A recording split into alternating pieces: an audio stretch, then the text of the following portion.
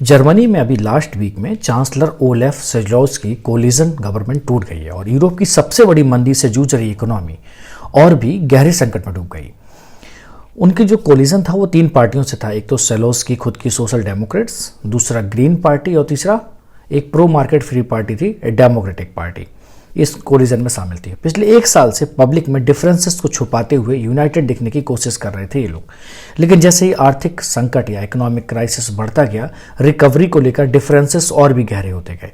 और इसी बीच चांसलर सेलोस ने फ्री डेमोक्रेट्स के जो क्रिश्चियन लिंडनर को उनके फाइनेंस मिनिस्टर के पद से हटा दिया।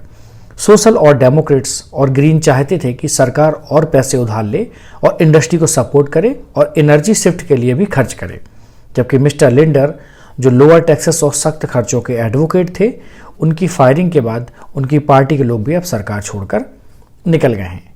मतलब अब एक दूसरे की खिंचाई शुरू हो रही है, जैसे किसी रिश्तेदार की शादी में बर्तन धोने के बखेड़े हों कि बर्तन कौन धुलेगा, वैसे ही पॉपुलरिटी भी गिरती जा रही है सरकार की। अब हालत ये हो गई है कि कंजर्वेटिव और AFD जैसे अपोजिशन पार्टीज़ को लोग सपोर्ट में बढ़िया मत भी दे रहे हैं। अगर इलेक्शन होते हैं तो शायद उम्मीद है कि इनको फ़ायदा हो, लेकिन अब चांसलर के पास देखा जाए तो वहाँ पर पार्लियामेंट में ज़्यादा मेजोरिटी नहीं बची है, इसलिए उन्हें अपने बजट जैसे की पॉलिसी मेजर के लिए अपोजिशन का भी सहारा लेना पड़ेगा।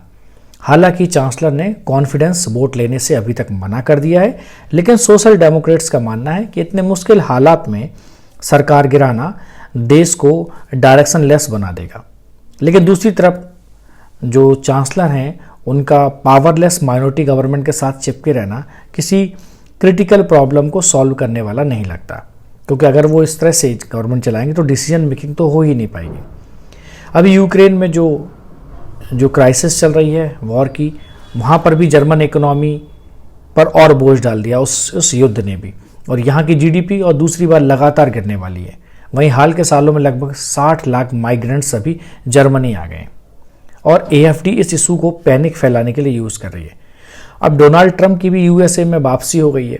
अगर इसको देखा जाए तो ये भी जर्मनी के लिए एक सरदर्द है, क्योंकि डोनाल्ड ट्रंप नाटो और यूक्रेन पर ज़्यादा भरोसा नहीं करते।